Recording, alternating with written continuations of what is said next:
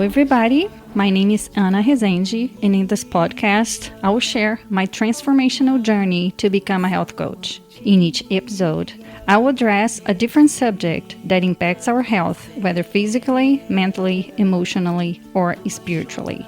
Because I've learned that being healthy means being in balance. If you would like to make amazing discoveries, improve your health, get inspired, and yet find sustainable ways to live and help the planet, tune in. You are in the right place. I'm your host, Ana Rezende, and Good is What Makes You Feel Well is Mama Terra's podcast. Toma banho de cachoeira, abraça uma pessoa amiga, corre na chuva, escala a montanha, contempla a vista, transcende, levita. Today's episode is a tribute to Daniel Torode. Some people leave behind ideas, others leave behind energy. Well, Daniel left both, and so much more. He was a man on a quiet, determined quest to live every day in alignment with what he taught: energy, balance, presence. He didn't just speak of them, he chased them, practiced them, and struggled with them in hopes that one day he might truly master the very forces he shared with others. This episode holds a conversation close to my heart. Daniel, in his own words, a glimpse into the journey of a teacher who was still becoming. Please welcome Daniel Torode. Hi, Daniel. Hello, Anna. Morning. Good morning. Welcome to Good is What Makes You Feel Well. Thank you. Thank you for having me here. This is something that I've been leaning towards for quite a while now, getting behind camera more and just, telling my side of things and how it goes. And I'm happy to be here. Thank you for having me. You're Truly. welcome. Thank you for accepting my invitation. Hey, just to start our conversation, I would like to ask you, what in this moment of your life makes you feel well? This very moment, I would have to say the sunshine. It's right there. It's warm. It's comforting, and just brings a smile to my face. Helps, it's very relaxing. Yeah. I'm a sun lover too. Yeah, for a while we lived in Washington State, and the one thing that I missed there was the sun. They say it rains a lot there, but that is not the problem because the rain is not heavy, but the sun doesn't come out that often. So when it does, it's just a super joy. Anyway, tell me how this concept of being well has evolved for you. Now you recognize the sun as a big source of energy for you now. But how has that evolved throughout your life? Well, I would say that in the earlier parts of my life, I wasn't focused on that energy. I wasn't focused on the source of where that energy came from.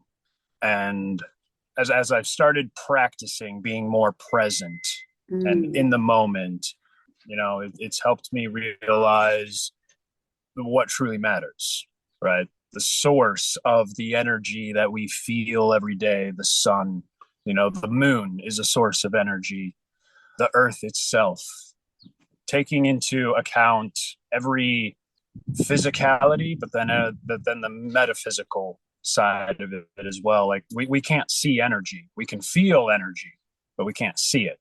And so I would say practicing being in the moment has helped me realize the vehicles of energy that are around us. The earth, Uh-huh. sun, moon, ocean, water, the air we breathe. It's all energy that gives us life and allows us to experience this thing we call the present moment. Mm-hmm. Yeah. Have you always been aware of this, or was there a point in your life that made you more present and seeking those truths or those sources of energy? I would say the catalyst that really set me on this path was 6 years ago. Well, seven now. I lost three children in 2016, 2017, 2018. I lost one child after the other, and after that experience, it kind of forced me to surrender. You know, Mm. um, in my earlier years, I experienced a lot of energy from children around me. I was bullied for a good portion of my younger years. And I didn't experience it just from one person. I experienced it from many people, even adults. Hmm. I experienced it from. After that, it was the military, where I served for 6 years, and Oh. I would say those two experiences, my childhood growing up and then the military, they were preparing me for the next adventure, which was experiencing the loss of my children. We don't know what we can't know. As children, we can only comprehend so much. Mhm. And the majority of the time, we stop at the physical world around us. Seeing is believing, so to speak. But as we get older, we start to experience more, and that allows us the opportunity to reflect upon other experiences in our life. For example, being bullied as a child, if that was the only experience I was going to have in life, I would not have learned that the challenges we face get incrementally more difficult as we go on, right? When we're a Mhm. child and we get a toy taken away from us, or we fall down and we scrape our knee, we believe that it's the worst pain we're ever going to feel in life, right there, right now. But that's because we have yet to experience something that is more intense than that experience. Through my own experience, when we experience something of a higher intensity is when we can look back and we can reflect on the earlier parts of life. So for Mhm. me, it was experiencing being bullied, being that what I call projectional punching bag for the world Mm. around me. Mm. But there's a paradox to that too. Mm. Get into that sometime. But after my childhood years and then the military and then losing my children, I was just able to piece together this kind of algorithm, if you will, on just how experience plays out, so to speak, on how our individual experience unfolds before us. I'm a believer that there are no coincidences. I don't believe that things just happen for no reason. Every experience I've had is a sequential and incremental process that I've Mm. experienced. I don't know if those are the right words to use, but that just sounded right. Mhm. Um, yeah, I would say the real catalyst that set me on this path of just surrendering to the moment and just allowing the moment to be delivered to me however God sees fit. Trusting in God's plan. That's what it all comes back to. Yeah. The catalyst that set me on this path was truly losing my children, but together was a series of events in my life that I was able to piece together through meditation and yoga, breath work, other holistic practices. So Mhm.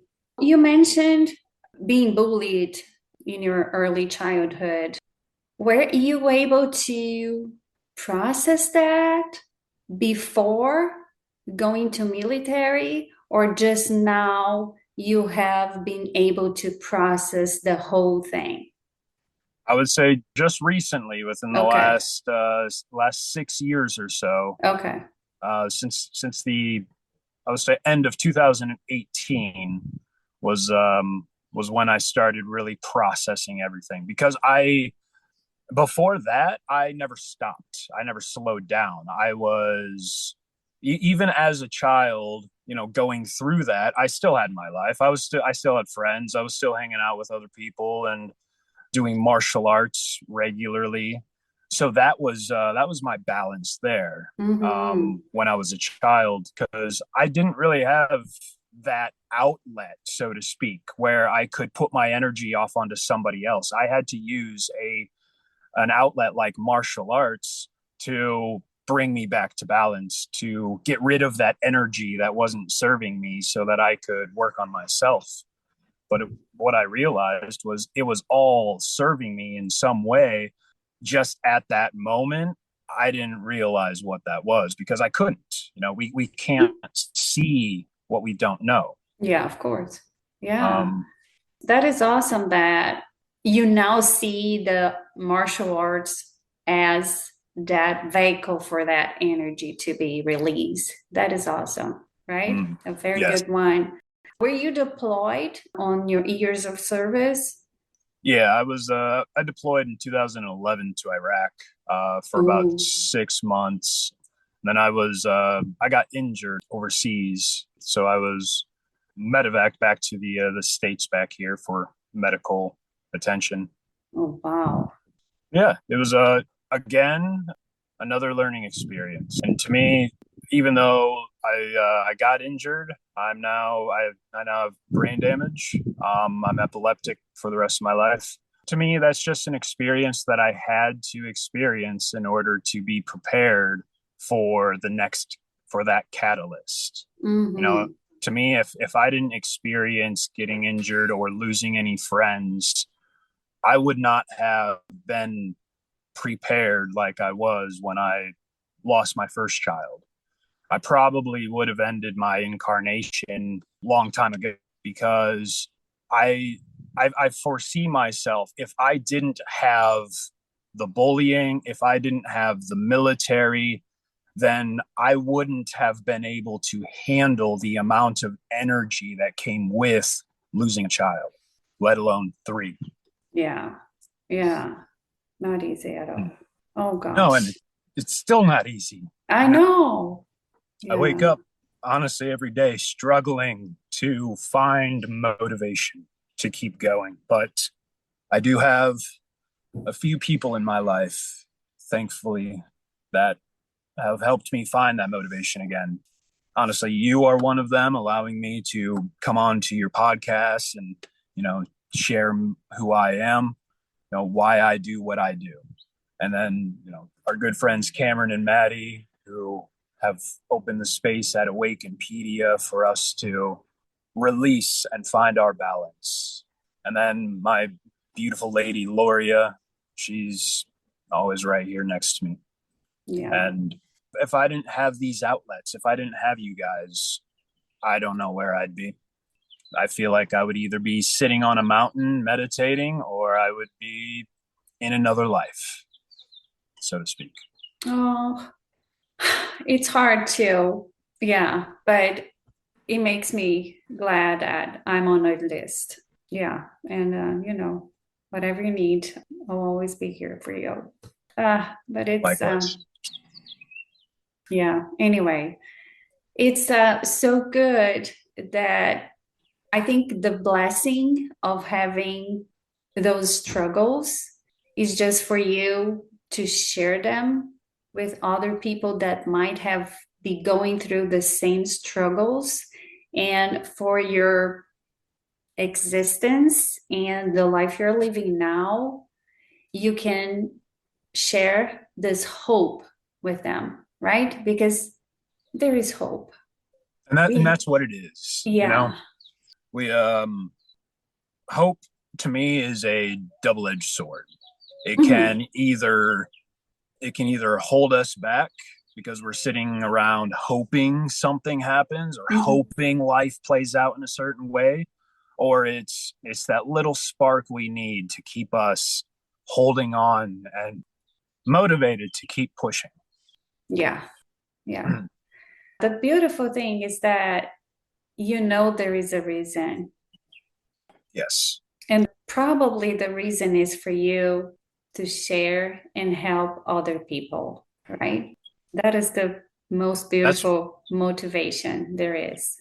that's what it feels like the reason is to share with others, the energy we experience so that they can try to understand from their own perspective without actually directly experiencing that for themselves. I feel it's a way for us to help each other prepare for what's to come. Because the way I see it, if I'm experiencing, these incremental periods of darkness, what am I being prepared for? What's coming next? What's that next challenge that's even darker? You know, how can we not necessarily avoid it because there's a paradox that says the more we try to avoid something, the more it's going to be right in our face. And so the intention wouldn't be avoiding it. The intention would be how can we prepare ourselves for the impact so that the impact of that darkness, that impact of that experience does not end up consuming us to the point to where we destroy ourselves. Mhm. If that makes sense. Yeah. Or maybe it's just to prepare you to see the next wave that comes, not as darker, right? Maybe it's to just shift your perspective on how bad it could be and see it with light or lightness. I don't know. I don't know. It's hard to say. But the truth is that it makes us stronger. That's for sure. Yes. And in the end, that's all that matters is how can we grow from these experiences? How can we learn? How can we transmute the darkness into light? Yeah. That's what I like to say is how can I be better than what I was yesterday so that I can help more people tomorrow? It's kind of a past and future allegory Mm-hmm. that brings us back to the present. Mm-hmm. Yeah. Yeah. Join the military, was that a true option for you, or you just kind of followed the motions and got enlisted? My mind was kind of set on the military when I was a young boy. Mm-hmm. I was surrounded by my dad, who was Air Force, my grandpa, who was Navy, a couple other people in the military, and then also my best friend. We kind of joined together, but he had a large influence on me joining the military as well. Mm-hmm. But I now see that experience as necessary for me to understand military tactics, for me to understand how countries operate, so to speak, Mm-hmm. from a military standpoint. And then really, like, it's going to sound cheesy, but the basic structure of rank and order is what that Mm-hmm. also taught me. How to, I guess, how to differentiate leadership from Mm-hmm. the followers, so to speak. Mm-hmm. I could probably pull a lot from, what the military has taught me, especially like on a deeper level, not just a physical level, not just how to shoot guns and move through buildings and clear rooms and, eliminate the threat, but actually the metaphysical part of it, the structure, the order, the creating order from chaos, so to speak. I see. Yeah. So there was a lot of good things though, Oh, other absolutely. than the struggles.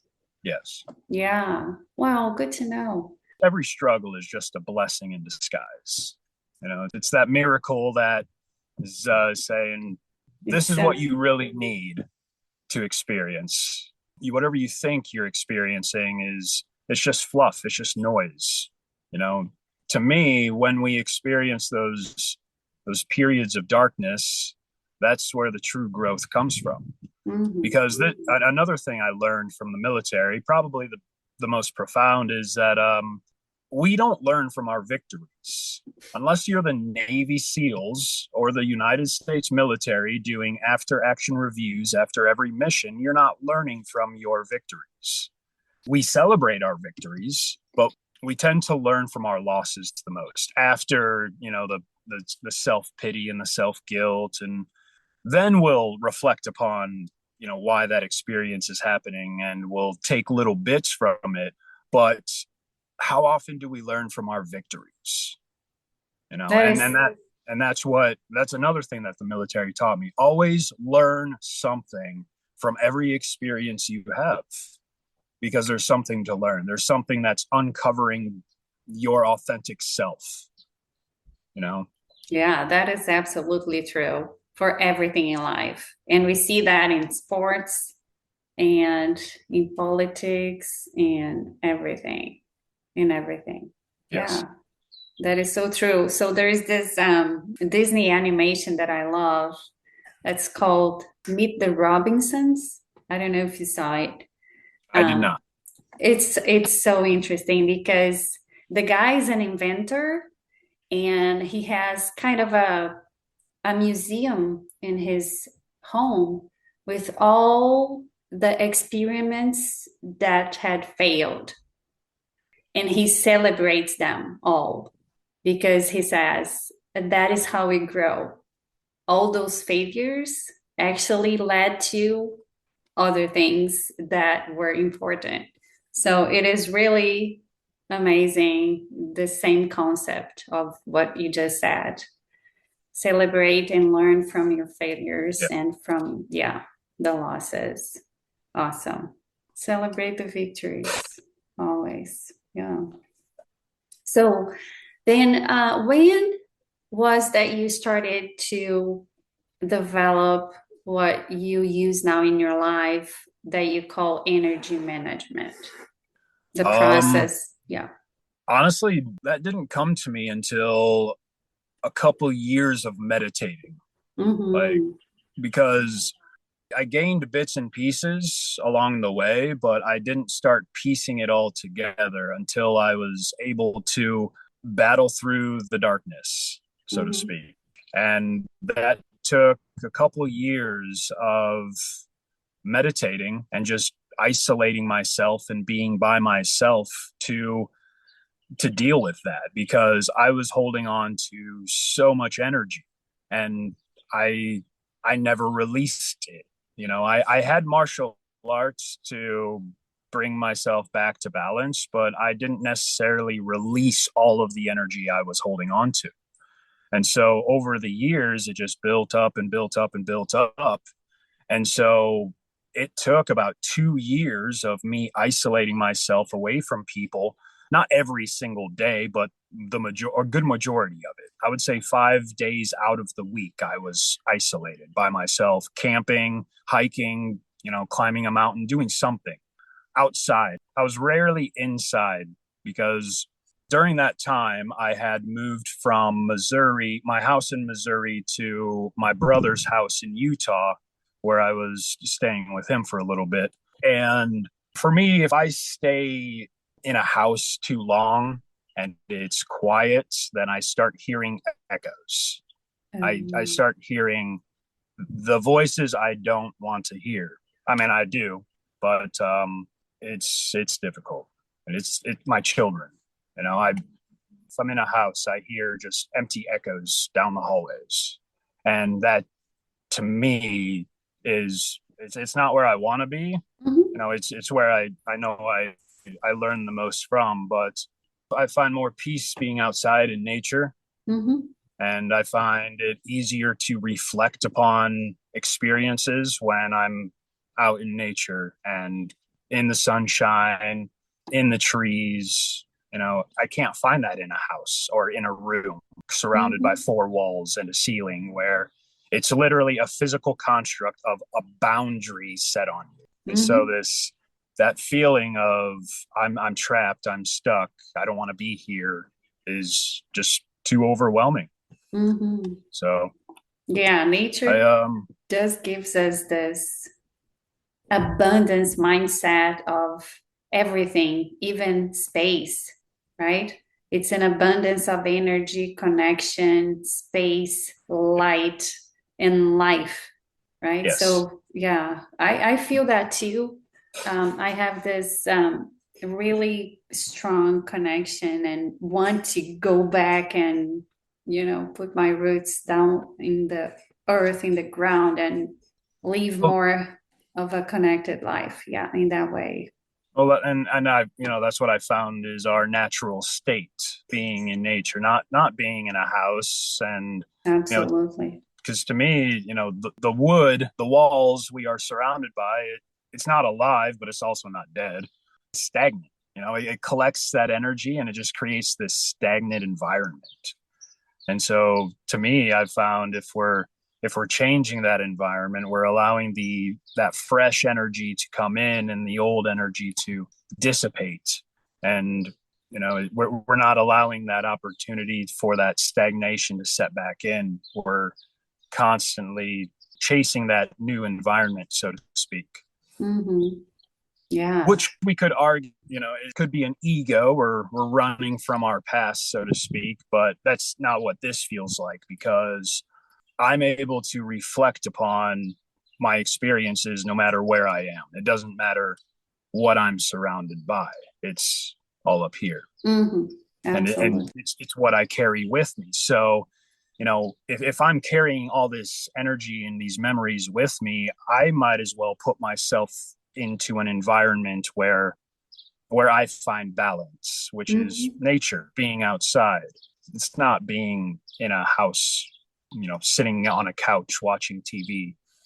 I can't go back to that life. Mm-hmm. Yeah, I'm with So, you. Yeah.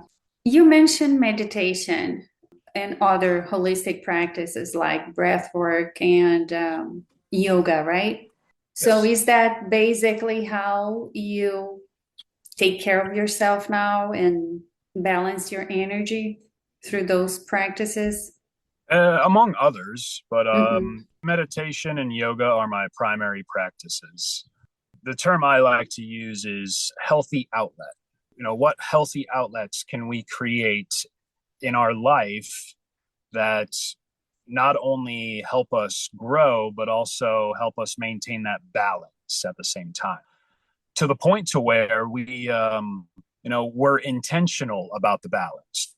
We're intentional about being off balance, or it allows us to be in control of being thrown off balance, so to speak. If I know that I'm lacking somewhere, so to speak, if I feel like I have room to grow in a certain area, I can intentionally throw myself off balance to experience that energy, that experience, and learn from that, and then bring myself back to balance.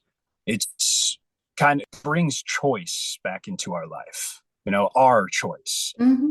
what we want, how we want to grow, but on our own time, on our own accord, not because somebody else says so. Mm-hmm. And how those practices came into your life? Did you have like a meditation teacher, or you read a book, or you just started to sit down and be with yourself? How does that I mean, happen? I've seen social media stuff, inspirational posts, inspirational videos, always seeing somebody sitting quietly, meditating, isolated in solitude, but they always have a smile on their face. And I guess subconsciously, I was holding on to those. I was holding on to, I'm seeing this person, they have a smile on their face, they're sitting lotus position.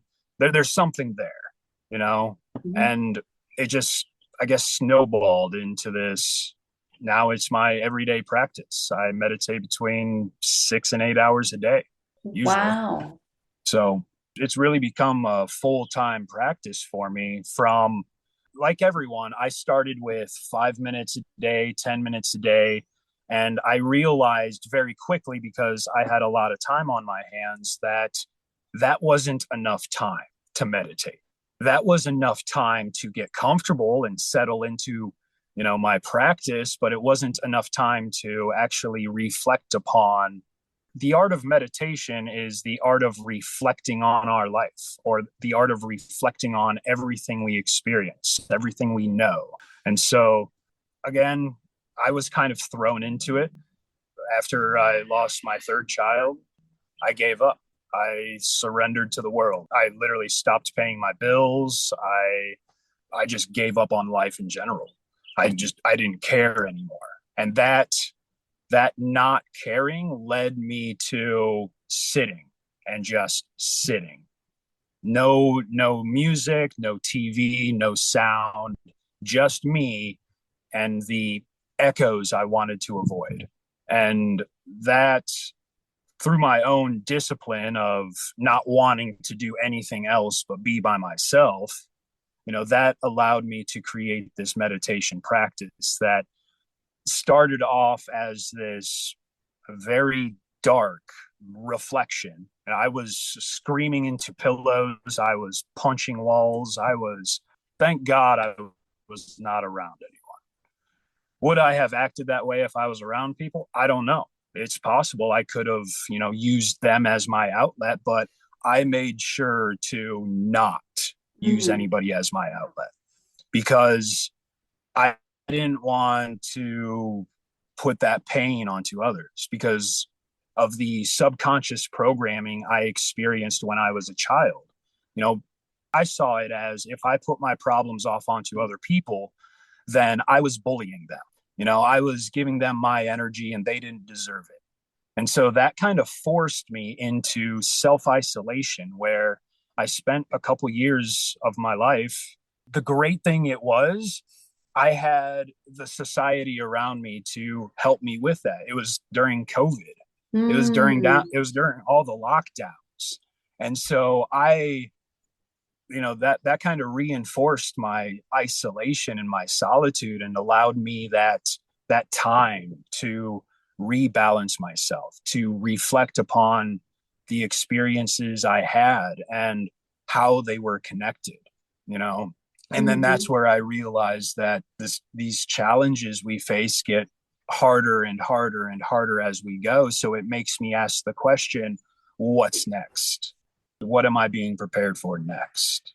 And just this divine timing, it couldn't have worked out any better than it did.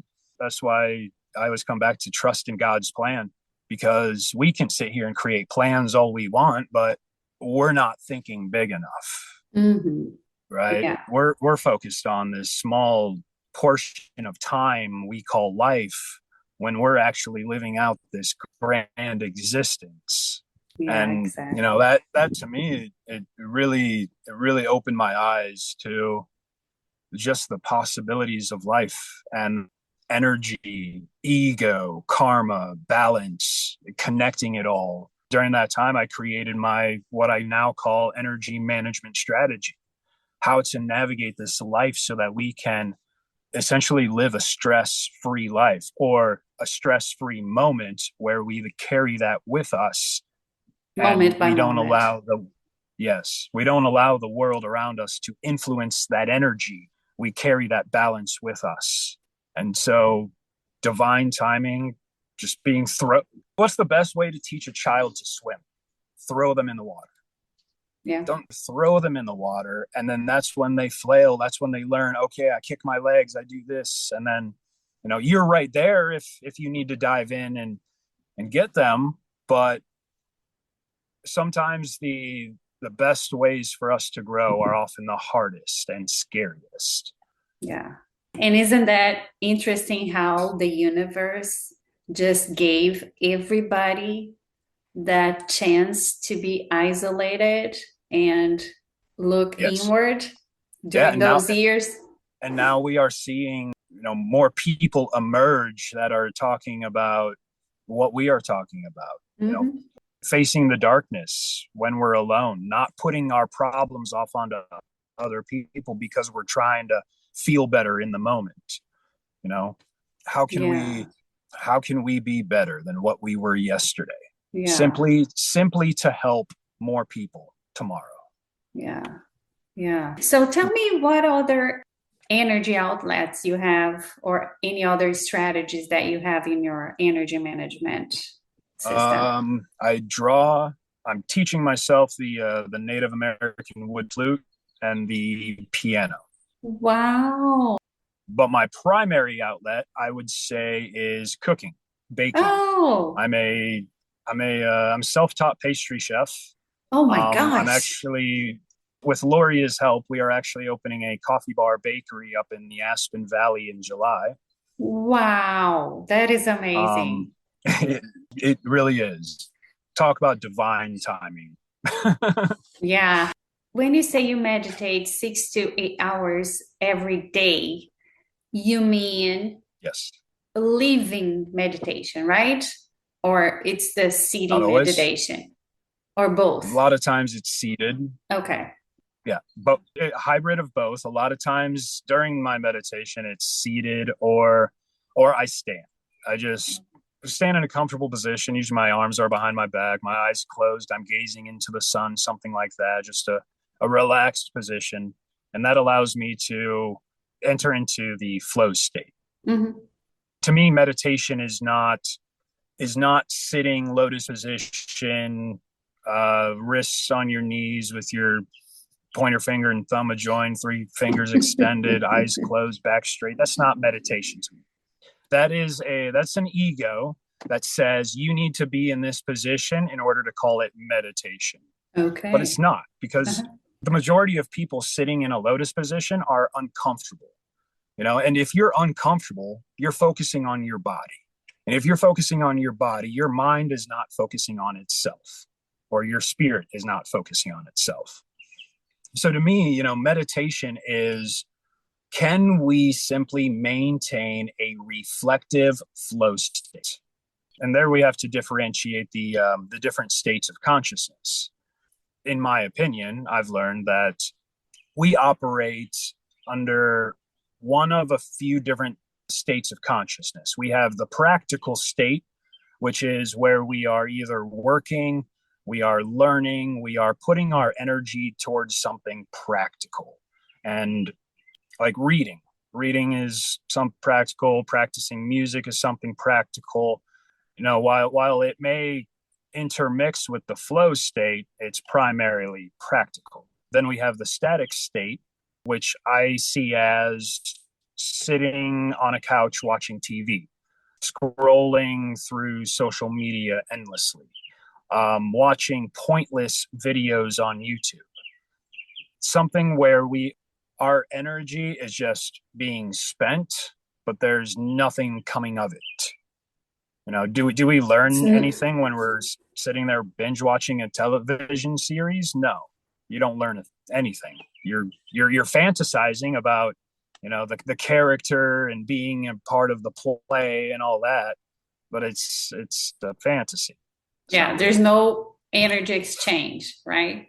yeah, and then which leaves us with the flow state, which is where we reflect upon all of the energy we experience, or maybe the energy we have yet to experience.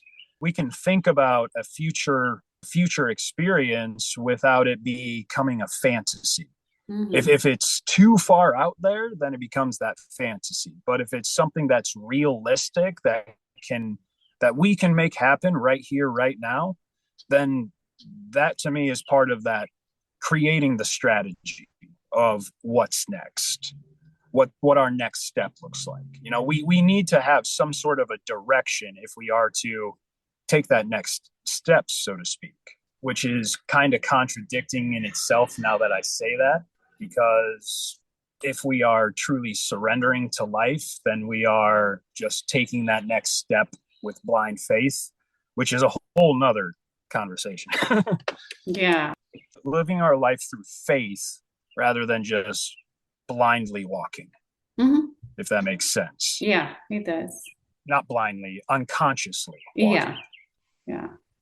So, what would you say the core of your energy management is then? It's like you said, making that moment balanced and carry that moment by moment, living in the present. What makes that? Love. Yeah, always. It's both simple and very complex answer. Love. This world does a fine good job at convincing us that we're unworthy of love. For the longest time, I was convinced that I was the problem in everybody else's life. Mm. Because that's what I was convinced of. Being bullied through my childhood and then in the military and then even in relationships, past relationships, it was, you don't love me enough. Mhm. You don't show enough love. You don't care.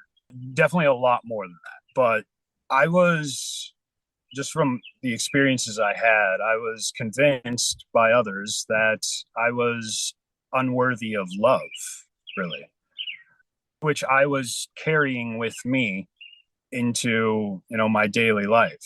I was convincing myself that I was just unworthy of that four-letter word that means more than we can explain. Yeah. But there came a time when I stopped feeling sorry for myself. And I told myself that this is simply what the real world was showing me. That the real world is not afraid to stab you in the back. The real world's not afraid to kick you when you're down. The real world's not afraid to blame you for all of its problems, even though you have nothing to do with them. Even though you have nothing to do with that problem, the world will make you a part of its problem, because to me, that's the state of consciousness we are collectively in. Mm-hmm. That putting energy off onto others, blaming others for our problems. And there was just a time that I told myself I wouldn't fall victim to that anymore. I wouldn't allow those other people's thoughts to control how I lived my life and how I felt about myself. And then it comes back to self-love. Love is everything that we see around us is a reflection of ourselves. If we hate the world around us, it's because we hate ourselves. Yeah. I still find it hard, but I know that's just an excuse. Yeah. And it's me using my children as an excuse, which I can't do anymore either. Yeah. I know I'm all over the place. I apologize. No, that's fine. That's totally fine. I'm here for you. I'm here to listen to whatever you want to say. Love yourself. Yeah. And everything will fall into place naturally. Mm-hmm. Yeah. Yeah. Beautiful. For us to wrap up, would you like to share, if people want to know you better and know the work you do and your energy management process, how they can find you, contact you, and work with you? Yeah, absolutely. You can find me on Instagram at Daniel Torode Official. That's really the only social media platform I use. Mm-hmm. Or you can find me on Awakenpedia. I don't know if I'll be doing the next retreat. I think it's breathwork. Hopefully, I would really love to introduce I created a breathwork technique myself. Oh, did So, you? yeah, I would really like That is to exciting. Yeah. introduce that. Yeah, Awakenpedia or Instagram. Yeah, Perfect. Yeah, I'll have all that in the show notes so people can find you. I'll be uploading my breathwork technique to YouTube here within the Cool. next few weeks.